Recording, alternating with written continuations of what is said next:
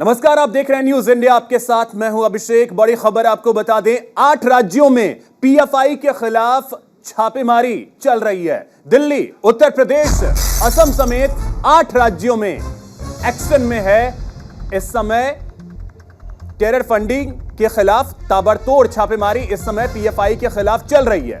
Terror funding को लेकर यह छापेमारी की जा रही है। एनआईए के निर्देश पर पुलिस और दूसरी एजेंसियां जो हैं वो इस छापेमारी को कर रही हैं। कर्नाटक से पीएफआई से जुड़े 6 लोगों को गिरफ्तार किया गया है। असम से 7 लोग गिरफ्तार किए गए हैं। तो यह बड़ी खबर आपको बता दें, गिरफ्तारियां भी हो रही हैं। 8 राज्यों में पीएफआई के खिलाफ इस समय छापेमारी चल रही है। स्थानीय पुलिस और कुछ और एजेंसियां जो हैं वो छापेमारी कर रही हैं एनआईए के निर्देश पर। तो यह बड़ी खबर आपको बता दें, कर्नाटक से 6 लोग गिरफ्तार किए गए हैं, पीएफआई से जुड़े हुए हैं ये सभी। इसके अलावा असम से 7 लोगों की गिरफ्तारी हुई है।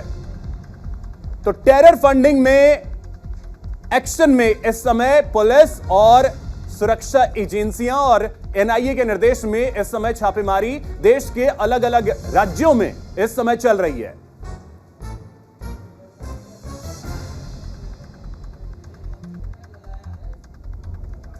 तो आपको बता दें कि पीएफआई के खिलाफ लगातार इस समय सुरक्षा एजेंसियां और स्थानीय पुलिस जो हैं, राज्य पुलिस, वो पूरी तरीके से एक्शन मोड में दिख रही हैं और लगातार छापेमारी भी चल रही है, गिरफ्तारियां भी हो रही हैं। टेरर फंडिंग को लेकर ताबड़तोड़ गिरफ्तारियां भी और छापेमारी भी इस समय चल रही है।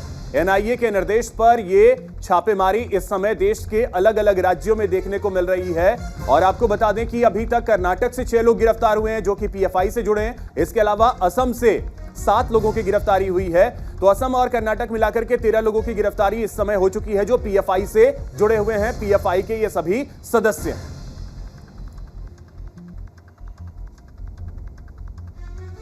इसके अलावा आपको बता दें कि कई और राज्य हैं जहां पर इस समय गिरफ्तारियां भी हुई हैं, छापेमारी भी चल रही है, जिसमें दिल्ली भी शामिल है। दिल्ली में भी इस समय छापेमारी चल रही है। असम, कर्नाटक समेत कई राज्यों में छापेमारी जारी है।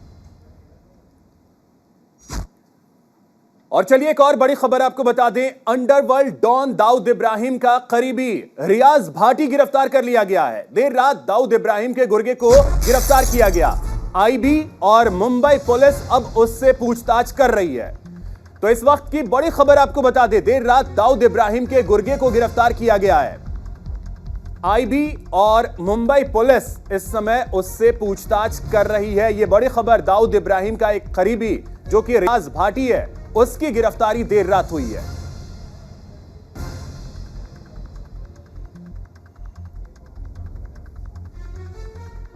तो आईबी और मुंबई पुलिस के जो अधिकारी हैं वो इस समय रियाज भाटी से पूछताछ कर रहे हैं। उसकी गिरफ्तारी देर रात हुई है। और आपको बता दें कि यह दाऊद इब्राहिम का बेहद करीबी माना जाता है और इस समय उससे पूछताछ चल रही है।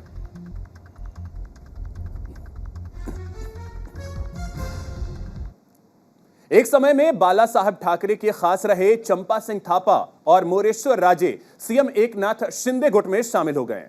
शिवसेना मुखिया के भरोसेमंद रहे थापा ने नवंबर 2012 में बाला साहब ठाकरे के निधन से पहले 27 साल तक उनकी सेवा की थी। ठाणे से विधायक मुख्यमंत्री शिंदे ने थापा और राजे को शॉल भेंट कर उनका पार्टी में स्वागत किया और उनका अभिवादन किया।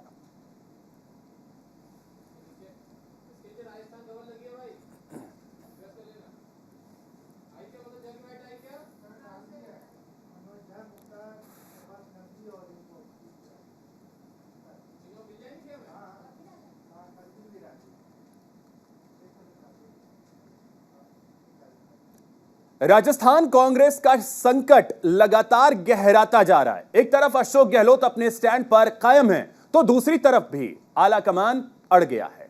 कांग्रेस आलाकमान ने साफ कर दिया है कि जिस तरह से गहलोत गुट लामबंदी कर रहा है वो किसी भी कीमत पर बर्दाश्त नहीं किया जाएगा। पर्यवेक्षक अजय माकन ने साफ साफ कहा है कि अध्यक्ष सोनिया गांधी को वो लिखित रिपोर्ट सौंपेंगे। रिपोर्ट से किस पर गाज गिरेगी ये तो पता नहीं, लेकिन रिपोर्ट फाइल होने से पहले गहलोत गुट फ्रंट फुट पर खेलता नजर आ रहा है। लोकतंत्र की दुहाई देते हुए गहलोत गुट कह रहा है कि सरकार गिराने की साजिश रचने वालों को राजस्थान की कमान नहीं दी जा सकती। देखिए, इसमें तो कोई दो राय नहीं है कि राजस्थान में इन 4 सालों में मुख्यमंत्री जी ने जो प्रदेश की जनता के लिए किया है और पिछले 5 साल के टर्म में जो मुख्यमंत्री जी ने इस प्रदेश की जनता के लिए किया है, भूतो न भविष्यतो, आज से पहले कोई मुख्यमंत्री नहीं कर सका है।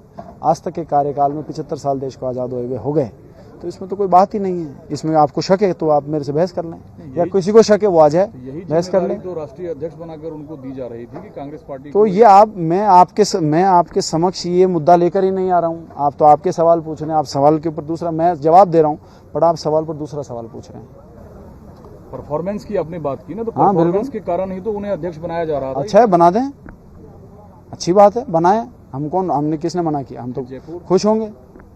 क्योंकि कैप्टन पायलट साहब पसंद नहीं है लोगों को, यहाँ ज्यादातर विधायक गहलोत साहब का समर्थन कर रहे हैं। आपके पर्यवेक्षक ये समय बताएगा। आप लोग सारी न्यूज़ टीवी पर चला चुके हैं। मैं किसी भी क्रूशियल इशू के ऊपर अभी कुछ बोलना नहीं चाहता हूँ, क्योंकि परिवार की बात है, परिवार में इसका समाधान होगा। कोई दिक्कत नहीं, मैंने हाँ साइन किया है तो, लेकिन ये और मैंने आंखों से देखा है, सबने बड़े खुशी खुशी साइन किया, हाथ खड़े किए सब। अब आपको किसने क्या कहा है, वो या तो आपको बना रहा है या इधर बना रहा है, किसी को तो बना रहा है। और ये हो सकता है कि किसी ने कहा ही नहीं और आप ही मेरे को बनाने की कोशिश कर रहे हो, ये भी संभव है। नहीं, खुल्लम खुल्ला आप कह रहे हैं, लेकिन लेटर तो पब्लिक डोमेन में है नहीं। क्यों दें? परिवार की बात है, परिवार में रहेगा, फैसला भी परिवार में होगा, पब्लिक डोमेन में क्यों दें हम? और चलिए आपको सुनवाते हैं कि कांग्रेस के विधायक गंगा देवी ने क्या कुछ कहा है इस सियासी संकट पर। तो सिग्नेचर करा लिया गया? नहीं, मेरे को ध्यान नहीं। कुछ लोग कहते हैं कि नहीं, कोई कर दिया, कोई कौन करे, कोई जरूरी नहीं, सभी कर दिए। कुछ लोग कहते हैं कि जब सभी विधायक वहां पहुंचे तो गेट बंद कर दिए गए थे, कोई बाहर ना जा सके, ऐसा था क्या? नहीं, वो बाहर मौका तो मिलते। तो यही तो कहा जा रहा है कि गहलोत साहब नहीं चाहते हैं पायलट साहब मुख्यमंत्री बने, आप क्या चाहती हैं? नहीं, हम तो हाईकमान आदेश देंगे ना, उनके साथ तो है। हाईकमान अगर कहेंगे पायलट साहब मुख्यमंत्री बनेंगे हाँ, तो बन जाए तो साथ है। अगर गहलोत साहब बनेंगे तो उनके साथ है, पायलट साहब बनेंगे तो उनके साथ है। बिल्कुल सही बात है। ज्यादातर विधायक ये कहते हैं कि हम हाईकमान के आदेश के साथ हैं। बस उनके साथ है हम तो। हाईकमान के आदेश के साथ आप सब हैं, निष्ठा से हैं। वो तो चिट्ठी जो आ गया, चिट्ठी का मसला आ गया कि पायलट साहब को आप लोग नहीं चाहते हैं।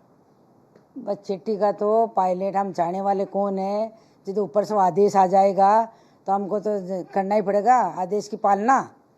तो पायलट साहब का अगर नाम होता है या नहीं होता है तो भी दिक्कत नहीं है। हमारा कहने से तो न तो ना होगा न हाँ होगा। जो हाईकमान का आदेश आ जाएगा, हम कांग्रेस के साथ हैं, कांग्रेस की विधायक हैं, और जो हाईकमान आदेश करेंगे उनके साथ हैं हम।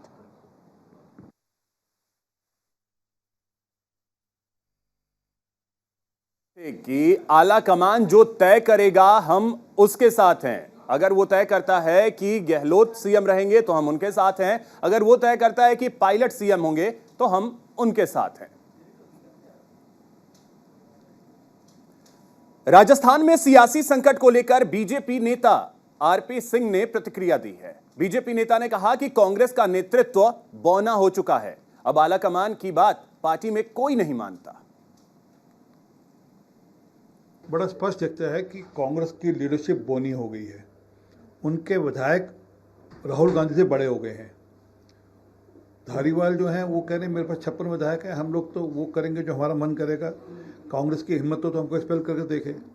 तो स्पष्ट है कि पिछले कुछ सालों में कांग्रेस की लीडरशिप, जो नेशनल लीडरशिप है, वो बौनी होगी और जो लोकल लीडर उनकी मानते नहीं। अब बता दें कि कांग्रेस में जिस तरीके से कलह शुरू हुआ है वो जाकर के कहां खत्म होगा ये देखना अहम होगा। और आपको बता दें कि गहलोत गुट जो है वो अपने तरीके से अड़ा हुआ है, सचिन पायलट पूरी तरीके से खामोश हैं। आला कमान ने पर्यवेक्षक भेजे थे, पर्यवेक्षक को बैरंग वहां से वापस लौटना पड़ा। और इस दौरान माकन ने जो बातें कही हैं वो दिखा रहा है कि आला कमान और गहलोत गुट अब पूरी तरीके से आमने सामने इस समय है। यह फिलहाल की स्थिति बनती हुई दिख रही है, क्योंकि अजय माकन ने साफ तौर पे कहा कि जो बैठक बुलाई गई थी विधायकों की उसमें ना आना और उसके अलावा यूडीएच मंत्री शांति धारीवाल के घर पर अलग से बैठक करना, वो कहीं ना कहीं अनुशासनहीनता है।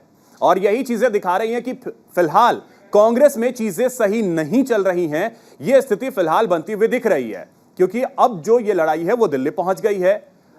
अब जानकारी यह भी है कि अध्यक्ष पद की रेस से हो सकता है अशोक गहलोत को बाहर किया जाए। स्थिति क्या बनेगी इसको स्पष्ट होने में शायद आज का दिन बेहद अहम हो सकता है, क्योंकि आज परिस्थितियां क्लियर हो सकती हैं, यह संभावनाएं है, क्योंकि आज जो पर्यवेक्षक दोनों जयपुर से आए हैं वो अपनी लिखित रिपोर्ट जो है वो सोनिया गांधी को देंगे।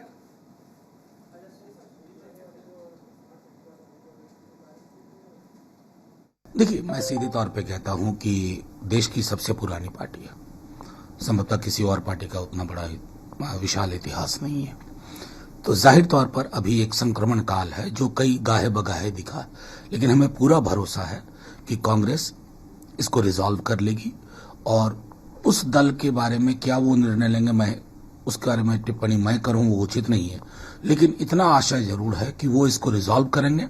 और आने वाले दिनों के लिए आवश्यक है कि जल्द से जल्द रिजॉल्व हो, ताकि विपक्ष ने जो एक बिहार से जो एक हवा चली है वो और बलवती हो। देखिए, राजस्थान में वो क्या करेंगे क्या नहीं करेंगे इतना तो वो जाने, लेकिन इतना ज़रूर है कि जो पार्टी और जिस पार्टी के कुछ नेता भारत जोड़ो यात्रा कर रहे हैं और दूसरी तरफ उनकी पार्टी में पलायन प्रोग्राम चल रहा है, तो एक तरफ भारत जोड़ो यात्रा और दूसरी तरफ पलायन की के पराक्रम, और उस पराक्रम में जो है वो बड़े बड़े लोग शामिल हैं। अब कई लोग मुझे तो ये भी कहते सुन रहे हैं कि खुद ही कांग्रेस के कुछ नेता चोर से कह रहे हैं चोरी करो और मोहल्ले वालों को कह रहे हैं कि जागते रहो, तो खुद कांग्रेस पार्टी अपनी ही चतुराई के चक्रव्यूह में बुरी तरह से फंस गई है। प्रयागराज में बाहुबली अतीक अहमद के कब्जे से छुड़ाई गई जमीन पर गरीबों के लिए घर बनाने का काम तेजी से चल रहा है। पीडीए के अधिकारियों और क्षेत्रीय विधायक सिद्धार्थ नाथ सिंह ने मौके पर जाकर निरीक्षण किया। उन्होंने कहा कि मुख्यमंत्री योगी आदित्यनाथ का यह पसंदीदा और पायलट प्रोजेक्ट है। इसकी नींव उन्होंने अपने हाथों से 2021 में रखी थी। अब यहां 37 फ्लैट एक टावर में गरीबों के लिए बन रहा है।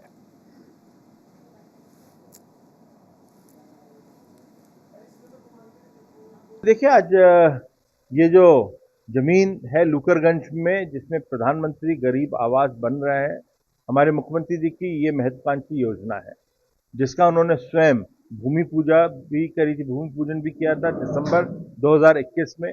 ये अवैध कब्जा था माफिया डॉन अतीक अहमद का, जिसको सरकार ने खाली करवाया, और सरकार ने खाली करने के बाद यहाँ पर एक योजना बनी जिसका आज उसमें निर्माण कार्य चल रहा है। और मैं बड़ी खुशी है, निरीक्षण करते समय देखा कि यहाँ पर 2 टावर बनने थे, एक टावर 70% कंप्लीट है जिसमें 36 गरीब आवास रहेंगे और 40 और बनने हैं जिसका एक फाउंडेशन का काम शुरू हो चुका है। तो ये बड़ी अच्छी चीज है और ये पहला पायलट प्रोजेक्ट है कि जिनसे कब्जा खाली करवाया उनके यहाँ गरीबों के आवास बन रहे हैं और लोगों को, गरीबों को उसका फायदा मिलेगा। ये प्रधानमंत्री आवास योजना के तहत जो है ये प्रोजेक्ट इसमें 76 फ्लैट बनाए जा रहे हैं और ईडब्ल्यूएस कैटेगरी के लोग इसमें जो है आवेदन करेंगे और ये भूमाफिया से खाली कराई गई जमीन पर बनाया जा रहा है। ये इसमें लगभग जो है 36 फ्लैट का टावर खड़ा हो चुका है और दूसरा जो टावर है उसका भी जो है काम शुरू हो गया है और समय से इसको जो है पूरा कर लिया जाएगा। 76 फ्लैट के अगेंस्ट जो आवेदन आए हैं 6030 आए हैं, जिसके वेरिफिकेशन के लिए सुविधा को भेज दिया गया है। जैसे ही पात्रता सूची आएगी उनके बीच लॉटरी करके और इसका जो है आवंटन कर दिया जाएगा और समय से जो है उनको कब्जा दिया जाएगा। दुमका में बीजेपी ने सेवा पखवाड़ा के तहत एक भारत श्रेष्ठ भारत कार्यक्रम का आयोजन किया। इस दौरान आमजनों में कई राज्यों के खान-पान और रहन-सहन की चर्चा की गई। कार्यक्रम में बीजेपी नेता और पूर्व मंत्री लुइस मरांडी ने कहा कि भारत की विशिष्टता अनेकता में एकता है। भारत की संस्कृति और रहन-सहन, खान-पान भी अलग-अलग है। बता दें, पीएम मोदी के जन्मदिन से 2 अक्टूबर तक बीजेपी सेवा पखवाड़ा मना रही है, जिसके तहत पूरे देश में हर रोज कार्यक्रम का आयोजन किया जा रहा है।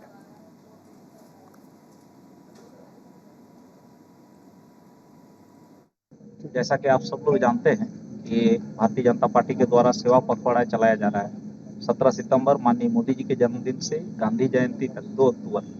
इस बीच आज के दिन एक भारत श्रेष्ठ भारत का दिवस था और यह हमारे महिला मोर्चा के द्वारा मनाया जा रहा है पूरे देश भर में।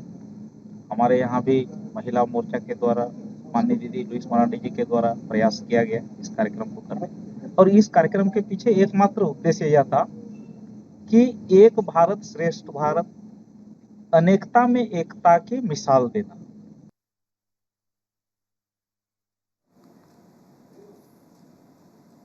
यूपी के औरैया में देर शाम भारी बवाल हुआ। छात्र के हत्यारों की गिरफ्तारी और पीड़ित परिवार को सरकारी नौकरी और मुआवजे की मांग कर रहे प्रदर्शनकारियों ने पुलिस की 2 जीपों में आग लगा दी और जिलाधिकारी की गाड़ी का शीशा भी तोड़ दिया। कड़ी मशक्कत के बाद पुलिस की टीम ने हालात पर काबू पाया और मौके पर भारी पुलिस बल की तैनाती की।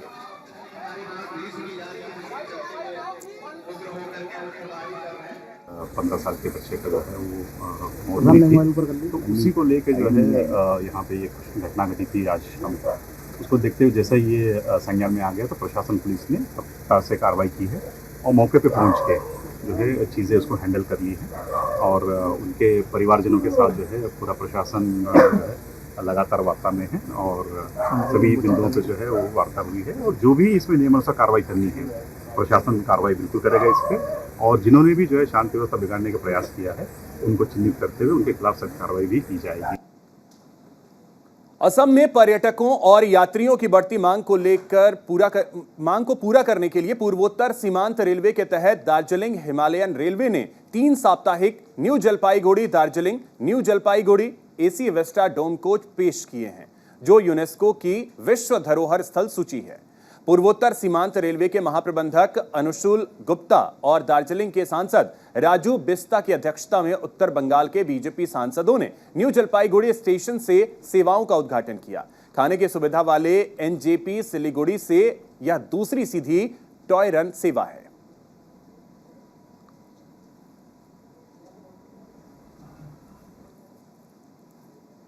आज का दिन अपने आप में यह ऐतिहासिक है।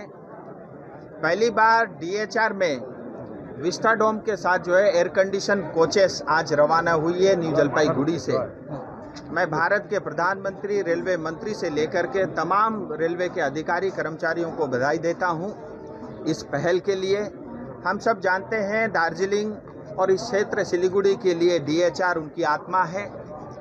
ट्रेन के साथ उठना बैठना, उनके साथ एक परिवार जैसा ट्रेन के साथ संबंध है इस क्षेत्र के जनता का, इस क्षेत्र के लोगों का। और इस तरह की पहल से आने वाले समय में टूरिज्म को बढ़ावा मिलेगा। देखिए, ये ट्रेन तो स्पेशल था ही पहले से ही, लेकिन ये ट्रेन का जो टिकट है वो ठीक से मिलता नहीं था।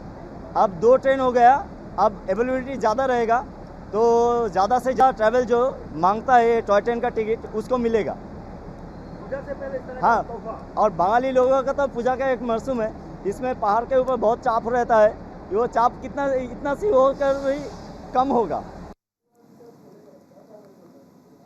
हरियाणा के यमुनानगर के हथिनी कुंड बैराज से 2.5 लाख क्यूसेक पानी छोड़ने के बाद निचले क्षेत्रों में बाढ़ के हालात बन गए हैं। यूपी बॉर्डर पर अमृतसर सहारनपुर रेलवे ट्रैक को भी पानी से नुकसान पहुंचा है। रेलवे ट्रैक कई फीट नीचे धंस गया है, जिससे दोनों तरफ रेल आवागमन को रोक दिया गया। जिला प्रशासन और रेलवे प्रशासन के अधिकारी मौके पर मौजूद रहे।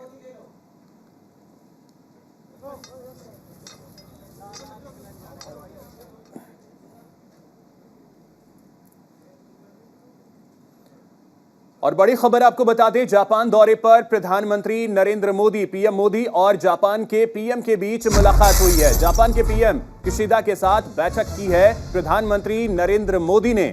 तो ये बड़ी खबर आपको बता दें, तस्वीरें अब से कुछ देर पहले की हैं जब प्रधानमंत्री नरेंद्र मोदी और जापानी प्रधानमंत्री किशिदा के बीच ये बैठक हुई। उसकी तस्वीरें हम आपको दिखा रहे हैं। आपको बता दें कि शिंजो आबे को आखिरी विदाई देंगे प्रधानमंत्री नरेंद्र मोदी। तो आपको बता दें कि पीएम मोदी ने कहा है कि भारत की जनता शिंजो आबे को याद करती है। और आपको बता दें कि जापान दौरे पर हैं पीएम मोदी और यहां उन्होंने अब से कुछ देर पहले ही जापानी प्रधानमंत्री से मुलाकात की है।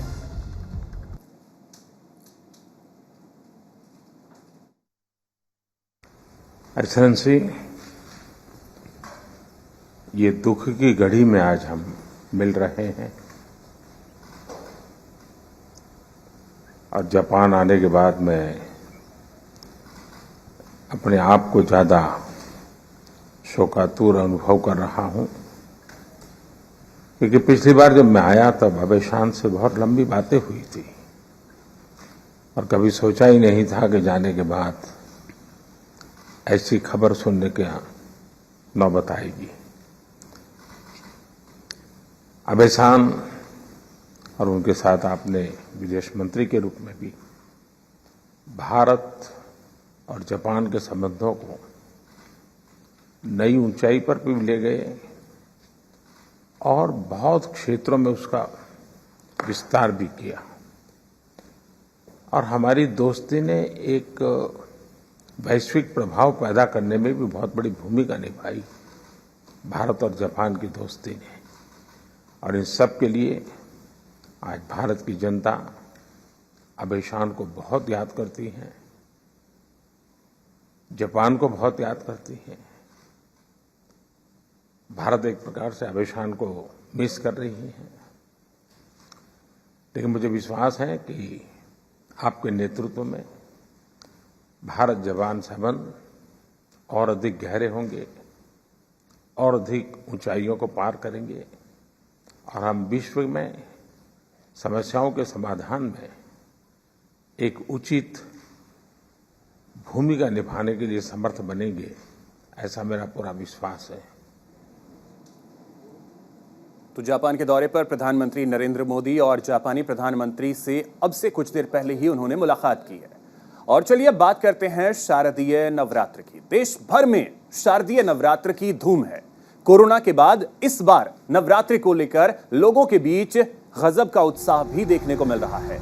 माता के मंदिरों में आज भक्तों का तांता लगा हुआ है। पिछले 2 सालों से कोविड की वजह से मंदिरों में दर्शन करने पर प्रतिबंध था। ग्वालियर के सबसे प्राचीन मांढरे माता मंदिर में सुबह से ही श्रद्धालुओं का तांता लगा हुआ है। मंदिर के पुजारी ने मंदिर के इतिहास को बताते हुए कहा कि यह मंदिर 150 साल पुराना है। इस मंदिर का नाम मांढरे की माता कहा जाता है और यह मंदिर जियाजी राव सिंधिया के समय के रियासत काल का है। प्रतिदिन प्रतिवासी जो है मतलब प्रतिवर्ष यहाँ पर जो है मेला लगता है। आज पहला दिन है। आज घट स्थापना हुई है। माता जी का दिन है पहला। आज वो हाथी पे सवार होकर के आई हैं और विराजमान हुई हैं। यहाँ माता के सभी भक्त लोग उनके दर्शन पा रहे हैं।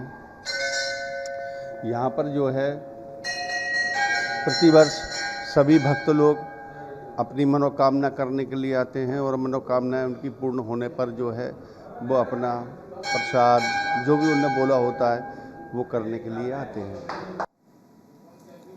तो इसी के साथ इस बुलेटिन में फिलहाल इतना ही। नमस्कार।